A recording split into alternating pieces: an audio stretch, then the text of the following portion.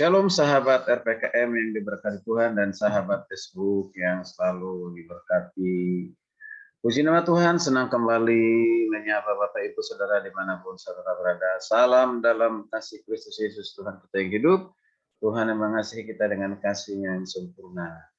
Puji nama Tuhan, kembali kita bersama-sama akan diberkati dengan kebenaran firman Tuhan melalui program RPKM.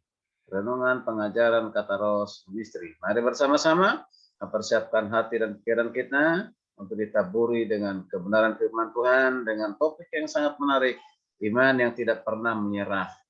Iman yang tidak pernah menyerah dengan keadaan. Kita akan baca satu firman Tuhan diambil dari Injil Matius pasal 15 ayat 21 ayat sampai 28.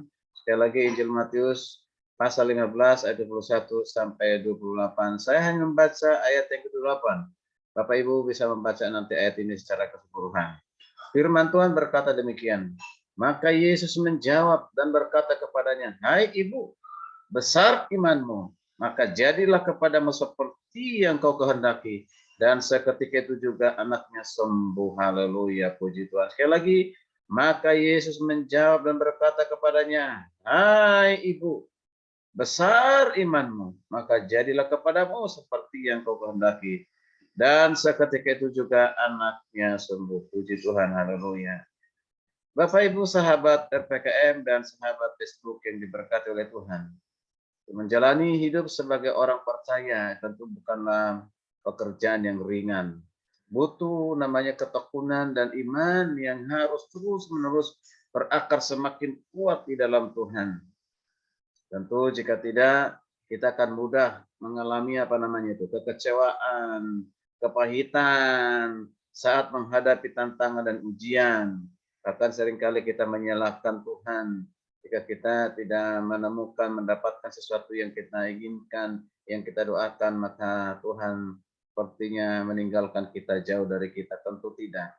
Ya, tentunya kita pun tahu bahwa selama hidup di dunia ini, saudara kasih Tuhan, ingat, tidak pernah luput dari apa yang dinamakannya masalah. Selama kita hidup, masalah itu selalu ada. Tidak pernah kita menyingkirkan setiap persoalan masalah dalam hidup kita, tetapi yang dapat kita lakukan, kita kuat ya menghadapi masalah itu dan menyelesaikannya. Mari kita lihat di tokoh-tokoh dalam Alkitab, tokoh-tokoh besar dalam Alkitab, mereka juga mengalami banyak tantangan. Di antaranya sampaikan dua misalnya ya, mengalami tantangan ujian dalam kehidupan mereka. Contohnya siapa? Yusuf dan Yosua dan banyak yang lainnya.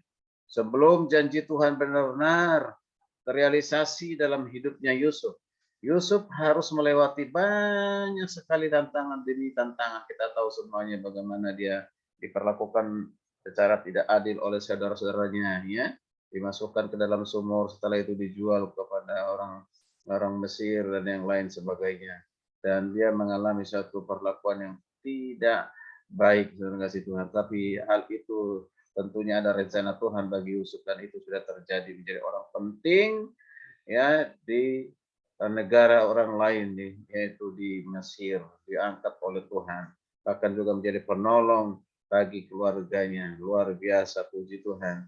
Dan kita juga lihat Yosua.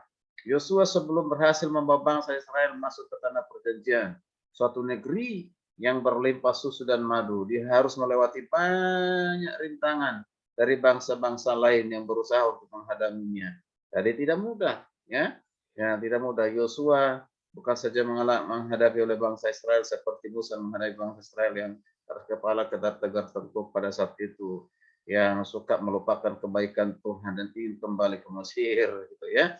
Ya, tetapi dia juga menghadapi bangsa-bangsa lain yang harus ya di mana dia harus berperang dan harus berani bahwa dia punya iman yang besar, bahwa mereka pasti berbuki tanah Kanaan. Itu tidak mudah, tetapi banyak tantangan yang dihadapi, banyak cobaan yang dihadapi. Tetapi tetap Yosua maju dan akhirnya bisa menginjakkan kaki bersama dengan Israel di tanah Kanaan yang dijanjikan oleh Tuhan. Hari ini kita perlu belajar dari seorang wanita Kanaan, yaitu anaknya sedang kerasukan setan. Ibu ini berhasil mengetuk pintu hati Yesus dan beroleh belas kasihan darinya sehingga anaknya diselamatkan. Untuk menjangkau Yesus, ibu ini harus menghadapi tantangan yang sangat berat. namun tidak membuatnya putus asa, tidak membuatnya menyerah dengan keadaan. Dia tidak menyerah begitu saja. Dia terus-menerus berseru kepada Tuhan Yesus.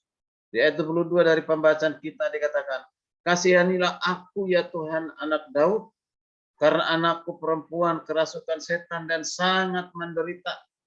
Ini adalah satu jeritan yang luar biasa dari seorang ibu yang mengasihi anaknya karena berharap anaknya bisa disembuhkan. Ini yang luar biasa, yang buktikan dia sangat mengasihi anaknya. Dia menginginkan anak itu disembuhkan. Dia datang kepada yang tepat, yaitu Yesus Kristus. Mari kita perhatikan, murid-murid Yesus merasa terganggu dengan teriakan wanita ini dan mengusirnya. Tetapi hal itu tidak membuat dia menyerah. Sebenarnya wanita kanan ini punya alasan untuk kecewa dan undur, apalagi mendengar perkataan Yesus yang sangat keras. Yang berkata Yesus kepadanya di ayat 26, perhatikan 26, Yesus berkata kepada wanita ini, pada seorang ibu ini yang sangat mengasihi anaknya. Dikatakan demikian, tidak patut mengambil roti yang disediakan bagi anak-anaknya dan melemparkannya kepada anjing. Bukankah ini suatu perkataan yang luar biasa? Yesus mengatakan, aku datang untuk bangsa Israel. Kalau seperti bukan untuk bangsa lain, gitu. Kalau seperti itu. Tetapi kita perhatikan, sekalipun Yesus mengatakan demikian, perkataan yang sangat keras ini luar biasa. Tetapi dia tidak peduli, dia tidak menyerah, imannya tidak menjadi lemah, dan semangatnya tidak pudar. Sama sekali tidak terpengaruh dengan keadaan dan situasi yang ada pada saat itu. Dia percaya dengan iman bahwa Yesus Kristus berkuasa melakukan segala sesuatu, berkuasa untuk menyembuhkan anaknya yang sakit. Dan karena ketekunannya ini, ia beroleh jawaban yang hebat, yang luar biasa dari Tuhan Yesus. Di nas pembacaan kita, Yesus mengatakan, maka jadilah kepadamu seperti yang kau kehendaki. Dan seketika itu juga anaknya sembuh. Perhatikan di sini dikatakan oleh Yesus, maka jadilah kepadamu seperti apa? Seperti yang kau kehendaki. Apa yang dikehendaki? Anaknya supaya sembuh. Dia melakukan itu dengan langkah iman dan tidak pernah menyerah. Itulah iman yang hebat, yang luar biasa. Dan apa yang terjadi? Dan seketika itu juga anaknya sembuh. Puji Tuhan, haleluya. Karena itu Bapak Ibu saudara kasih Tuhan, sahabat PKM, sahabat Facebook yang diberkati oleh Tuhan, jangan pernah menyerah dalam hidupmu ini. Jangan lihat persoalan masalah itu lebih besar seperti gunung yang tinggi, ya. Lalu melihat Yesus, melihat Tuhan yang kecil itu.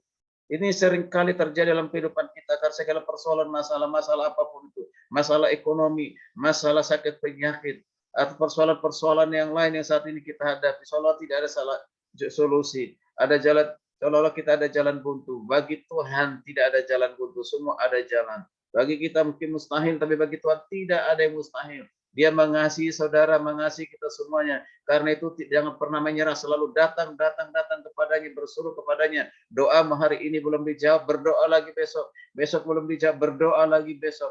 Berdoa, saya percaya doa orang benar bila yakin didoakan, sangat-sangat besar kuasanya. Maka Tuhan pasti memberikan apa yang Tuhan mau untuk kita kerjakan, kita lakukan, untuk kita nikmati dalam kehidupan kita. Haleluya, puji Tuhan. Sekali lagi, di akhir renungan ini saya sampaikan, iman yang tidak pernah menyerah, yaitu ketika dia datang kepada Yesus, dalam segala situasi kondisi dalam lingkungannya, dia tidak pernah menyerah, dia tetap berseru kepada Tuhan. Itu yang kita lakukan. Sekali lagi, jangan pernah menyerah, pandang saja Yesus, karena dia sanggup menolong kita dari segala persoalan masalah kita. Sekali lagi, jangan pernah menyerah, pandanglah saja kepada Yesus karena dia Tuhan yang sanggup, maha sanggup menolong setiap persoalan masalah kehidupan kita. Puji Tuhan, haleluya. Kiranya renungan ini boleh menjadi berkat, kekuatan, teguran, motivasi bagi kita.